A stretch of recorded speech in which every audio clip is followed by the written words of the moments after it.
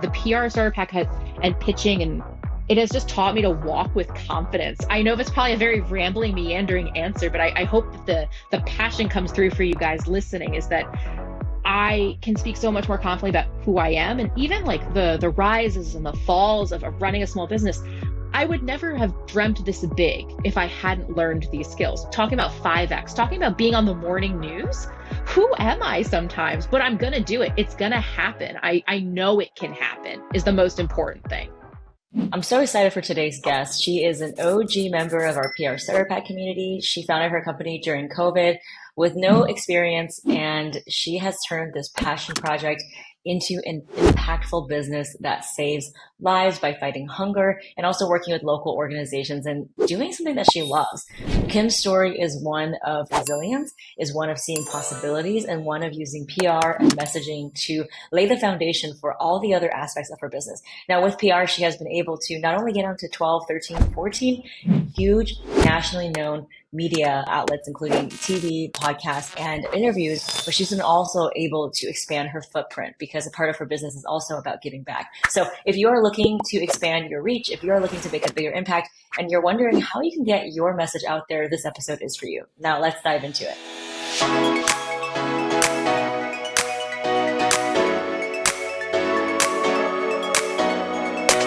Now, Kim, the reason why I wanted to have you on this is because there's so many small businesses out there who are listening to this show thinking there's no way that my business can be featured, or this is too niche, or this is too early, or all the things that they limit themselves. And you have shattered all of those beliefs and then some. So tell us a little bit more about the beliefs that you've been able to shatter, the amazing press wins that you've been able to get to elevate your business, your mission, your life, and that confidence, how it ripples through all aspects of your business. Absolutely. So the first thing to shatter though is that imposter syndrome's real, everyone, and it's okay, but it's about pushing through that and understanding that what you're doing is unique and special. So I find that my press wins are those unique targeted lists, which I enjoy. So I've gotten a lot of love from one news outlet known as Book Riot, and it is for the book lover.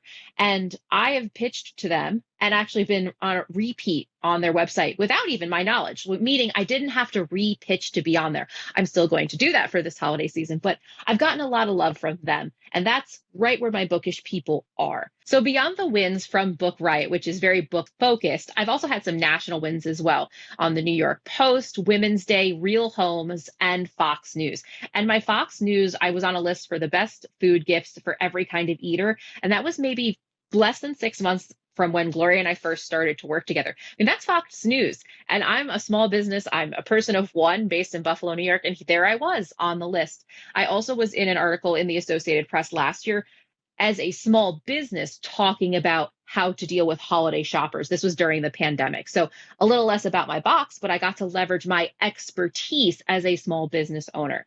So I've had wins in niche markets that are great for books, national wins. And then in this year, in 2023, I had a lot of local wins, which I actually found to be a very different kind of challenge.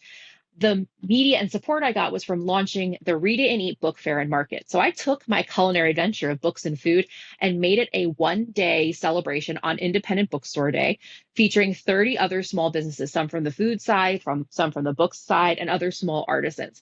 And there I was able to talk about the event articulately from learning and the coaching from Gloria. So taking some of the things from the press release, what's important for me, but leveraging it back up to cultural relevance. I was talking about Independent Bookstore Day and why it mattered. So a lot of this year has been local news, but I'm really excited to have that because I am still locally connected to my business. So local to my community. So it was nice to also establish local roots as well.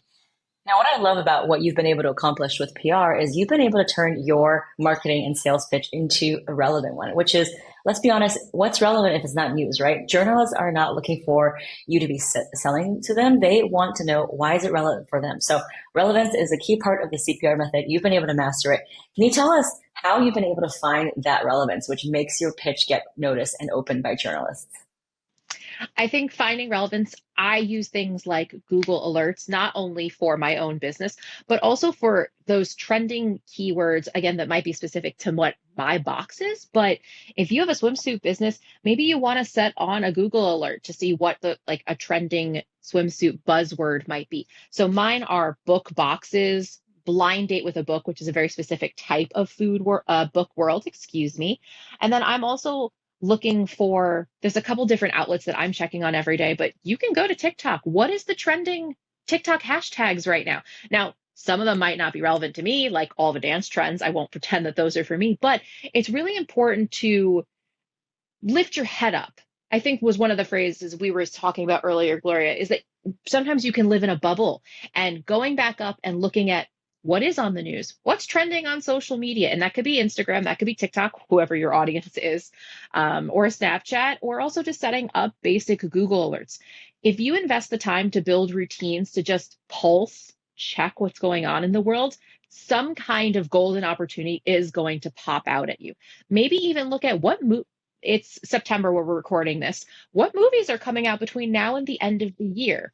Big nationwide movies, like, for example, the Wonka movie, Timothy Chalamet, Wonka, that comes out on Christmas.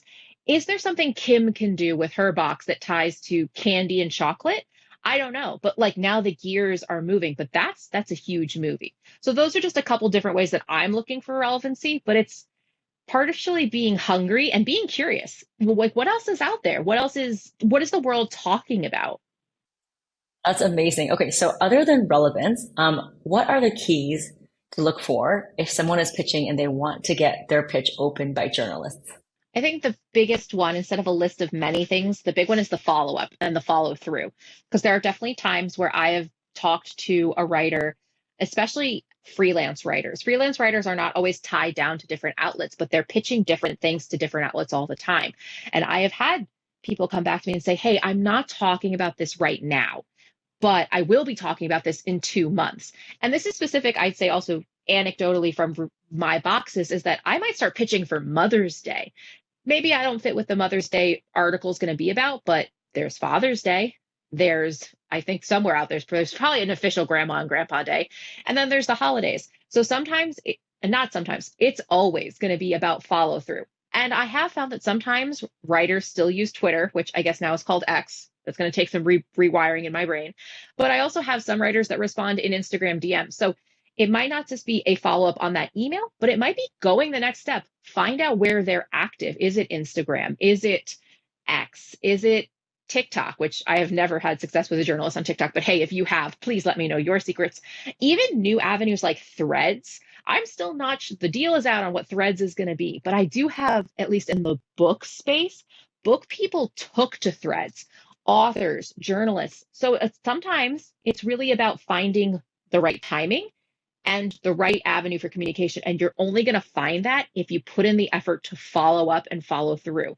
And it's okay if you don't hear, if you're not on that list till 6 months from now. That's what happened with Bookright. I was on one list, and then suddenly, boom, a couple months later at the start of the year, they said best book boxes for those who like sips and reads. And I was like, oh, they still thought of me. So just remember that diligence is important, and it's going to feel like you get a lot of no's, but all you need is the one to get the ball rolling. That's how it felt for me. I got that one Fox News and I was like, whoa, that really happened. And then suddenly you just keep going and you learn what's working. So I love what you said about follow up, because I always say that you have to follow up, and it's not just about sending emails. It's about following up, being a good steward of the news, maybe turning on your notifications and having that relationship. Yes, it takes work, but it'll be the best work that you do, because like you said, you pitched months ago and now you've gotten featured over and over from that one journalist, right? Yep. So all about the follow up. Let's go into, I mean, we can have so many episodes just about the mindset of the follow up, which we've actually covered here, because I truly believe, and you know this, everything you want is on the other side of the send button. So just send it, just press send. Journalists want to talk to real people. They don't want to talk to PR reps. They want to talk to you. And you're such a living example of why that's true, because you just kind of hit them up and as a business owner, and you got featured. I want to talk about how the methods that you're doing in PR, from the CPR method, from being in our PR program, from just doing PR, how has it helped you with other aspects of your business that's not just purely visibility and media wins? So I'd like to think that all of the pitching skills and the CPR method are tools that I've added to this toolkit. And you take your toolkit with you wherever you go. Just like how a small business owner wears many hats, you have many tools in your arsenal. I'm a small business that only exists in e-commerce, but I would love to grow into a brick and mortar one day. But I'm also always looking for other revenue channels. There's nothing wrong with saying I'd love other ways to make more money. One of those has been partnerships. I have now in the past year been approached by a couple different local media outlets or organizations that say, hey, we want to launch a cookbook club for our audience or our community. Could you help us with that? And I'm like, absolutely. This is what Read and Eat is all about. The culinary adventure, pairing books and food together. They don't always have to go to readandeat.com to make that purchase. I might make something, and this is where it becomes more of a wholesale relationship, but I'm curating cookbook boxes for them. Maybe this is a company that says, I'm just making some examples for everyone at home, but maybe this is an outlet that produces or publishes their own cookbooks and they want to figure out how to market those cookbooks in gift sets or in new cookbook clubs. Or it's a local restaurant or tea shop that wants to bring more foot traffic. So let's pair books and tea together.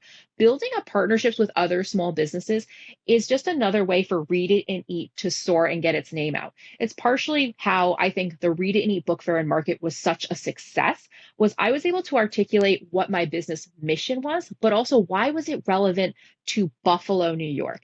Because Buffalo cares about food. Buffalo has a huge small business culture and is very supportive. So here I am pairing in independent bookstores in my community, other small businesses, and going back to, you think of the CPR method, the cultural relevance. It's a little sad, but we did have the tragic shooting at Tops in May, a year or so back now. And it was in top of mind that there were people looking for food and were hungry. So having a book fair that was books, food, but also that donation component to give back, I would never have been brave enough, Gloria. I'll be so honest with everyone at home. I would never have been brave enough to think just me could have hosted a book fair with this capacity. We had 1,100 people come in one day. I hired an event team. The amount of like the financial risk of being like, I'm going to invest and rent a venue and hire an event team. What if no one comes? But I had enough confidence from pitching, from just belief. You have to shake that imposter syndrome. We talked about it earlier in the episode. You have to believe in what your mission is, but also what is that cultural relevance? And I knew I had something here.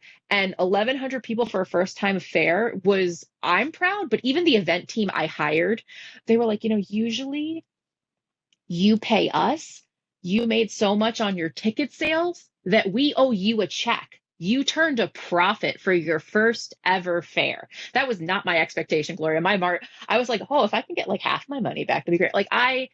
Everyone was happy. I could go on and on, but really it all goes back to being able to articulate your own business. It comes from that pitching. It comes from that coaching, but don't get stuck down there at the bottom. It's not about you, but what is the cultural relevance? I took it to Buffalo. I found a national event, Independent Bookstore Day, and then I found the local relevance, which was Buffalo cares about its people. It cares about its artisans and its bookish people, and it also cares about making sure people don't go hungry. And all of that would not have happened if I hadn't started working with you a year plus ago. I mean, pitching is so hard for small businesses, right? Like we're not taught the skill of like advocating for ourselves and going for the media, and it's just so unnatural. So I really applaud you for the fact that you're going outside of your comfort zone to create an incredible new reality to elevate your business, and your story. So what other lessons or gains did PR teach you that you've been able to take throughout other parts of your life and your business? I think the biggest thing PR has actually taught me is shaking off that imposter syndrome. I think there's always a voice at the back of everyone's head. It's what makes us human, but I am small but mighty. And the other reassuring part of this is I still have a 9 to 5 job. I still have a full-time job. And there are days when work is just a grind, but I go home and I can look at my business and go like, I've accomplished this. I've created something out of nothing other than passion and an idea. And that's what I hope everyone thinks of when you're pitching is, yes, we have our CPR method and we want to bring it out and culturally relevant, but at the start, this wouldn't exist without you. Read in e box wouldn't exist without me. And that is something that I take like with it's in my toolkit, and it's just like this moment of pride. I almost equate it to, this is going to sound silly, but like running a marathon. Something like less than 1% of the global population runs a marathon. I have no idea what the statistic is for the number of people that run a small business, let alone a woman-owned business. But I am part of a pretty cool and exclusive club, and I put myself out there, and people are responding, the pitching, like you're essentially just creating this new version of yourself in a way from pitching. And I think that's a very powerful thing. You can call that a confidence booster, you can call it whatever you want, but for everyone listening, like you have taken this huge leap to create something out of nothing, and it's your passion. And the PR starter pack has, and pitching, and it has just taught me to walk with confidence. I know that's probably a very rambling, meandering answer, but I hope that the passion comes through for you guys listening, is that I can speak so much more confidently about who I am, and even like the rises and the falls of running a small business. I would never have dreamt this big if I hadn't learned these skills. Talking about 5X, talking about being on the morning news. Who am I sometimes? But I'm going to do it. It's going to happen. I know it can happen is the most important thing. Yeah. So, what are the three big things that you are looking forward to creating by the end of this year? I know you have some exciting things lined up, and I know that you've already done so much with PR and created so many opportunities, but tell us what you're looking forward to creating more of. The three big things I'd say is I just launched last week on Uncommon Goods. So I have a national launch on a national platform. I am the first ever book subscription box on Uncommon Goods. So it's live, it's rolling out. I have pitches scheduled to go out at 9:30 on Thursday morning, with my, remember to install your open tracker, everyone, to make sure those emails are getting opened. So that is live. It's happening right now. And then also pitching for the holiday season. That is, they want those gift lists. They're starting to compile them now. So that is the immediate and now. But I also just received a call yesterday. I applied for an incubator space for a small business space. So 200 square feet, we're talking mini pop-up, but semi-permanent. So there's a chance that Read It and Eat might become the Read It and Eat culinary bookstore. Still going to serve those boxes and ship across the UX, but it's been the long-term goal to also have a brick and mortar space in Buffalo. So a lot's going on, but I am very, very excited and very grateful. So, here's a question that I think is an important one. And if anyone is multitasking, I think you want to listen to this. So often I get people saying, well, I want to grow my business and I just want to either hire a publicist to do it for me, which is throwing money at the problem, or you know what, I'll just put money into ads, which is also throwing money at the problem, or I'll pay an influencer. And this whole notion of having to pay someone to do it or having like a quick fix solution, because let's be honest, if it was easy, everybody would do it. What would you have to say to that? Why did you not go the route that most people go, which is paying an ads agency or just spending tons of money on ads? And why did you decide to do this brave act of advocating for yourself through PR and pitching? It's interesting because I've had this conversation with other small businesses. Kim, why did you focus on PR versus going into dumping tons of money into meta ad spend? First off, I find ad spend extremely overwhelming, and it feels like quite literally you're pouring dollars into a bucket and lighting it on fire. But that's just my opinion.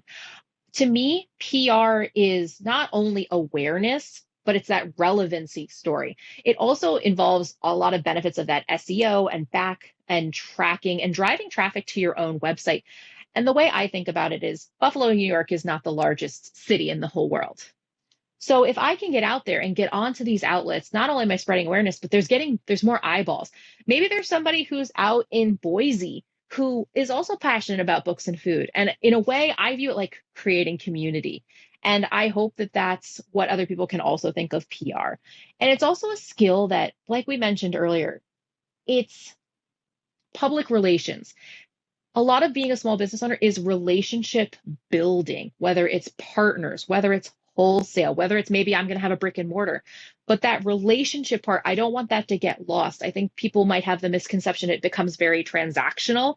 It's not. I have rapport now, and actual like really I follow one of my reporters on Instagram because she's always reviewing romance books. So I think that was part of it is I wanted to be reconnected with the relationship part of PR, and it's made it such a more optimistic journey than, oh my God, what was my cost for clicks? My cost for clicks has gone up 4 cents. Like that part could drive me insane. So think about from PR, how it's going to impact other parts of your business, relationships, how you talk about yourself, but also those articles also create that SEO. They create traffic and they create eyeballs in a totally, to me, more authentic way than being served a paid ad 24/7. So, Kim, you've shared with us so many amazing gems. I love having you in our PR starter pack. I love seeing you on our monthly coaching calls. But for people who are listening, who are outside of our community, how can they find you and learn more about you?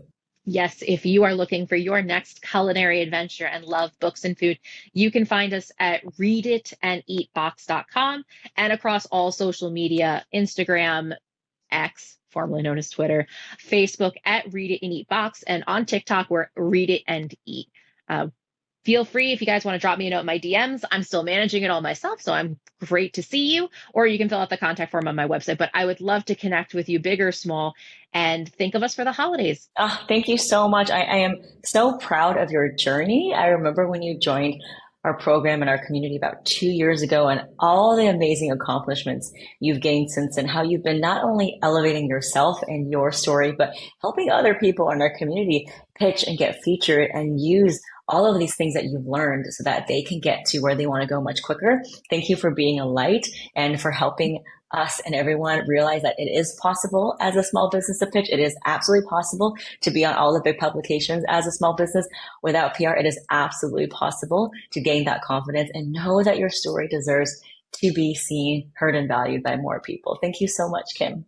Absolutely. Thank you so much for having me and for also being on the journey and believing in the mission. Hopefully next year I can be like, yeah, Gloria, I was on the morning news for Buffalo talking about something. So we're manifesting that out. And thank you so much again for having me.